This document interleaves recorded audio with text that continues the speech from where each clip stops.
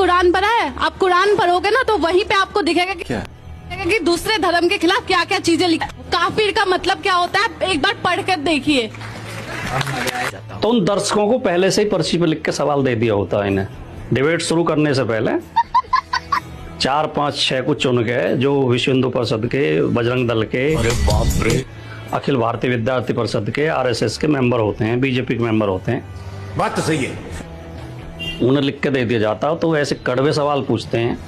अब बहस चल रही है वक्त पे,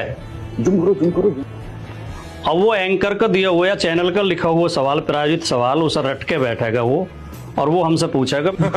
मैं समाजवादी पार्टी के प्रवक्ता से पूछना चाहता हूँ कि समाजवादी पार्टी ने अयोध्या में गोली चलवाई थी और इतने हिंदुओं को मार दिया था, तो धोती खोल रहा है। अब इसका वक्त से कोई लेना देना नहीं है, लेकिन माहौल बनाना है। शर्म करो शर्म। समाजवादी पार्टी को हिंदू विरोधी घोषित करना है और बीजेपी को हिंदू हितैषी घोषित करना है। और फिर कोई एक मियाँ बैठा होगा, कोई गोल टोपी वाला मियाँ, उसे भी पहले लिख के दे देंगे। वो भी कहीं ना कहीं घुमा फिरा के RSS से जुड़ा होगा, उसे भी समझा के बहला फुसला के लाए होंगे। क्या बात है सर, क्या बात। उससे भी मुसलमानों के खिलाफ बुलवा देंगे, उससे भी वक्फ बिल के समर्थन में बुलवा देंगे। पीछे डायरेक्टर खड़ा है, वो पब्लिक से ताली बजवा देगा। तो ये माहौल बनाया जाता है, तो टोटली प्रायोजित होता है, ये जनता की अपनी राय नहीं होती। ऐसी डिबेट में 2 मुल्ला बैठा लेंगे, गोल टोपी वाले, दाढ़ी वाले, 2 बाबा ले आएंगे तिलकधारी और मोटी मोटी माला पहना के, और फिर उन्हें मुर्गे की तरह लड़ाएंगे।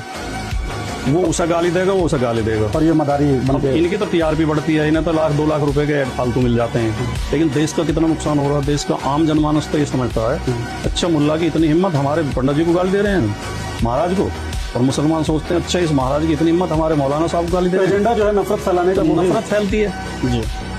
इतना विवेक हर आदमी में होता नहीं कि वो समझ सके कि ये किराए के लोग, ये 2-2 हज़ार रुपए में आते हैं ये गाली देने के लिए। उनसे कहते हैं सोम, तो तुम आज ये कह देना कि मैं राम को भगवान ही नहीं मानता। अच्छा कहते हैं हमसे सोम, वो अपने उसके लालच में रहते हैं। कुछ चैनल 2000 देते हैं, कुछ 5000 भी देते हैं एक शो को। अब 5 मिनट तो इन्हें मौका मिलता है बोलने का जी।